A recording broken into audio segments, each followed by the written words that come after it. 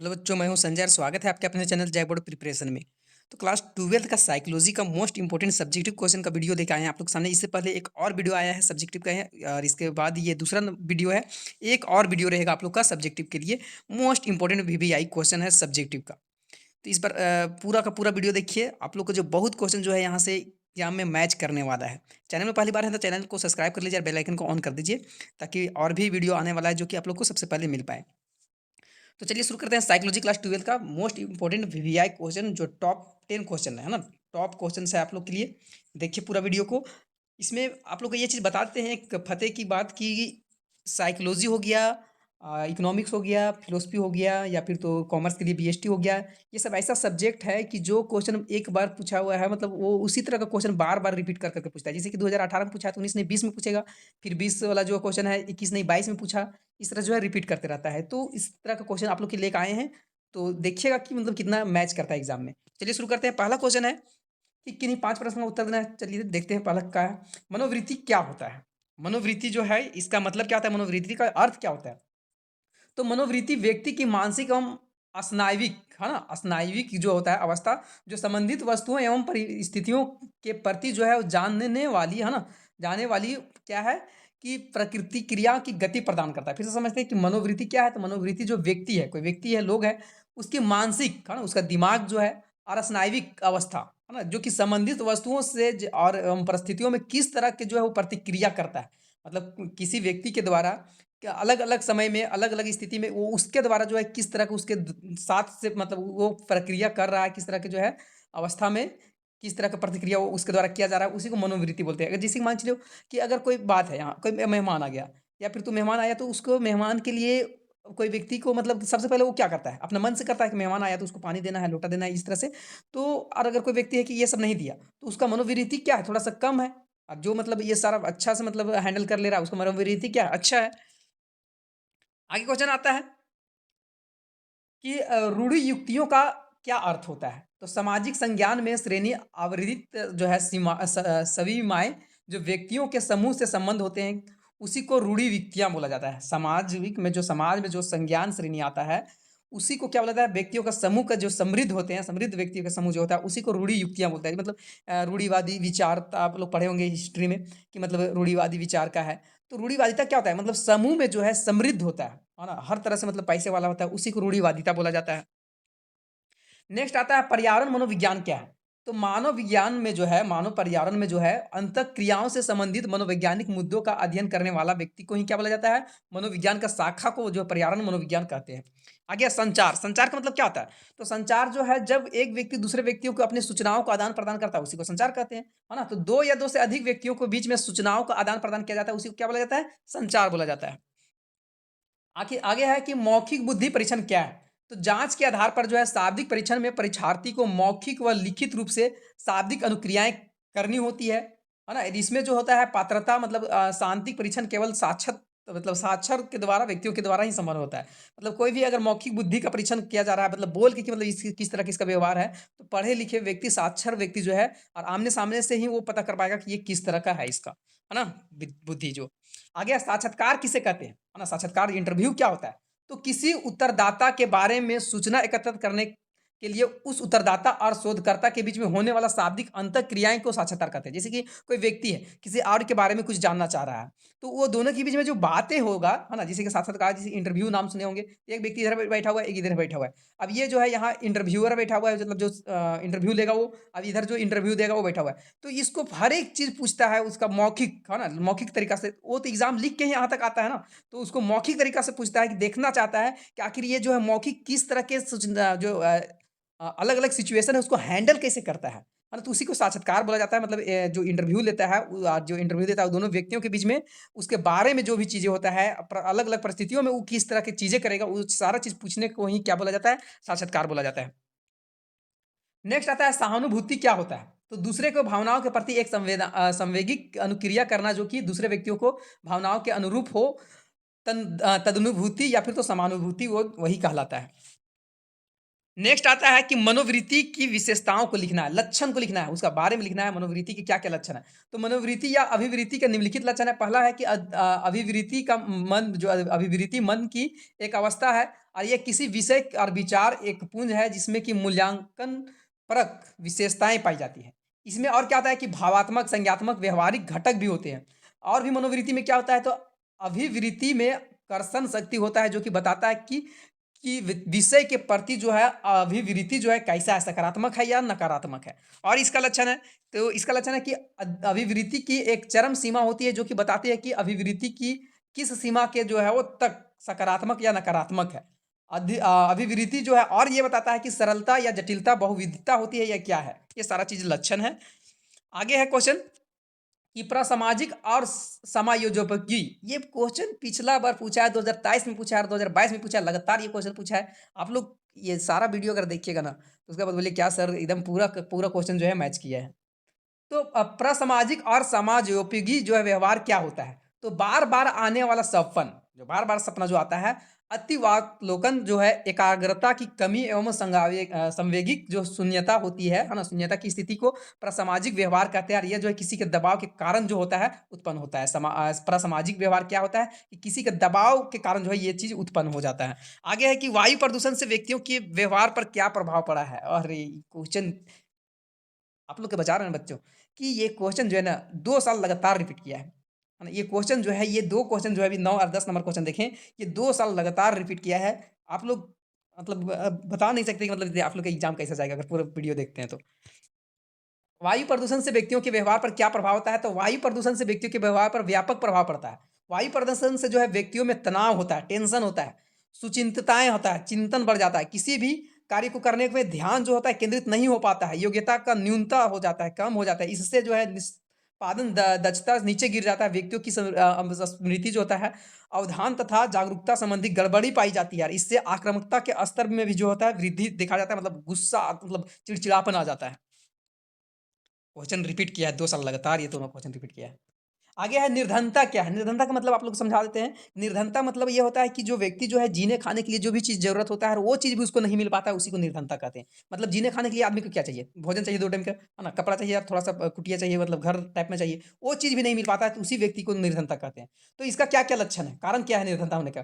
तो प्राकृतिक विपदाओं अथवा जो है मानव विनिर्माण जो है, मानव निर्माण के विपदाओं के कारण जो व्यक्ति समस्त धन संपत्ति एकाएक जो होता है नष्ट हो जाता है तथा उन्हें निर्धनता का सामना करना पड़ता है। मतलब अचानक से जो है सारा का सारा जो है धन जो भी ज़रूरत था उसको सारा खत्म हो गया, तो उसको निर्धनता बोलते हैं। आगे है कि जब व्यक्ति जो है निर्धन व्यक्ति की एक पीढ़ी अपनी निर्धनता के उन्मूलन करने के लिए जो है असमर्थ रहती है, तो उनकी अगली पीढ़ी भी जो है निर्धनता में ही जीवन को जीना पड़ता है। मान के चलो कोई व्यक्ति गरीब है तो उसका मतलब अपना गरीबी को नहीं हटा पाया तो उसका आने वाला पीढ़ी भी जो ये रहेगा वो गरीब ही रहेगा। योग्यता तथा अभिप्रेरणा दोनों की कमी के कारण जो है उपलब्ध अवसरों के लाभ नहीं उठा पाने के कारण निर्धनता भी होती है। आगे है निर्धनता जो होता है वो संस्कृति के कारण व्यक्तियों को यह स्वीकार करवा देती है कि वह जो है वो निर्धन ही रहेगा। और ये विश्वास से जो है वो पीढ़ी दर पीढ़ी जो है वो बढ़ता ही चला जाता है कि वो निर्धन नहीं रहेगा, गरीब ही रहेगा, इस तरह से। आगे संचार के कौन-कौन से साधन हैं? अच्छा, संचार जो होता है मतलब अपने विचार को एक के व्यक्ति से दूसरे व्यक्ति को पहुँचाने के लिए क्या-क्या साधन हो सकता है? तो संचार के 2 प्रकार के साधन हो सकते हैं। पहला जो है व्यक्तिगत संचार और सामूहिक संचार। पुनः इसके 2 प्रकार भी हो सकते हैं, शाब्दिक और लिखित या प्रिंट वाला हो सकता है। तो टेलीफ़ोन से जो है अपने संचार को, अपने विचार को जो आदान-प्रदान करते हैं, मोबाइल से, वार्तालाप से, है ना? ये सारा चीज़ से संचार का आदान-प्रदान किया जाता है। पत्र व्यक्तिगत जो होता है, लिखित संचार साध रेडियो हो गया, टेलीविज़न, सिनेमा जैसे कि श्रव, दृश्य, श्रवण, सामूहिक, ये सारा चीज़ से जो मतलब संचार मतलब एक व्यक्ति जो है दूसरे व्यक्ति से क्या-क्या मतलब किस-किस साधन से जो है अपने विचार को दूसरे से मतलब बाँट सकता है। तो आप लोग चैटिंग करते होंगे, है ना? चैटिंग से भी अपना विचार को आदान-प्रदान करिए बिना बोले, है ना? लिख के खाली। तो ये सारा चीज़ है संचार के माध्यम है। तो ये लिख दीजिएगा कि संचार के क्या-क्या माध्यम है सो। आगे है साक्षात्कार के कितने चरण या अवस्थाएँ होते हैं, है ना? तो साक्षात्कार के जो है वो साक्षात्कार प्रश्नों के विभिन्न प्रकार के निम्नलिखित हैं, है ना? प्रत्यक्ष प्रश्न हो सकता है।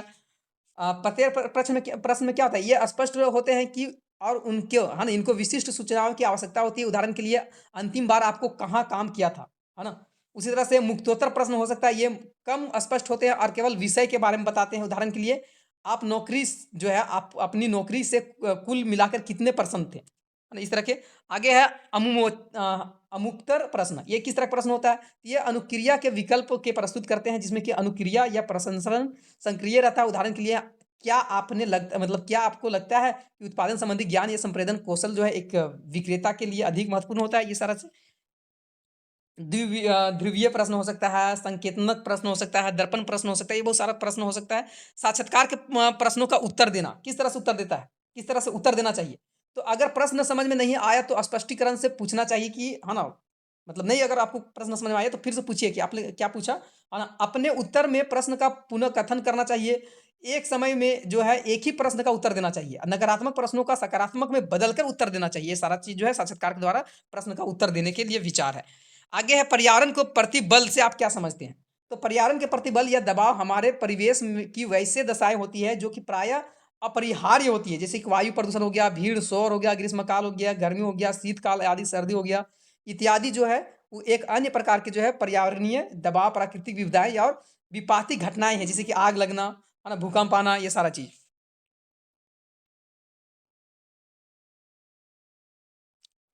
आगे क्वेश्चन है कि पूर्व धारणाओं को नियंत्रित या दूर करने के उपाय क्या है?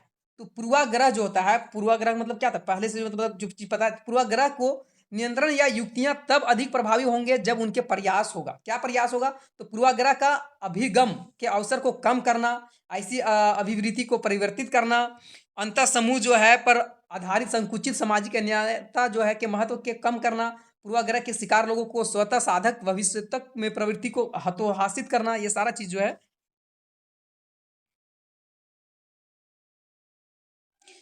आगे क्वेश्चन आता है कि सूचना जो है, सूचना माध्यम और संचार की क्रांति का प्रभाव को चर्चा करें, है ना? संक्षेप में जो है चर्चा करना है। तो संचार क्रांति मानव जीवन के व्यापक रूप से प्रभावित करती है, जो कि किसी भी प्रभावशाली माध्यम द्वारा सूचनाओं को जो है उसके उद्गम स्थल तक, मतलब लक्ष्य तक पहुँचाता है। इसका विशेषताएँ क्या-क्या है? तो पहला विशेषता है कि संचार क्रांति के सशक्त माध्यम डाक तार हो गया, टेलीफ़ोन हो गया, इंटरनेट आदि हो गया, जिसके द्वारा जो है समाचार अथवा विचारों को एक जगह से दूसरी जगह क्या किया जाता है? पहुँचा दिया जाता है। दूसरा, एक संचार के साधनों इलेक्ट्रॉनिक मीडिया, टेलीविज़न तथा प्रिंट मीडिया जो है समाचार पत्र में विभाजित किया जा सकता है।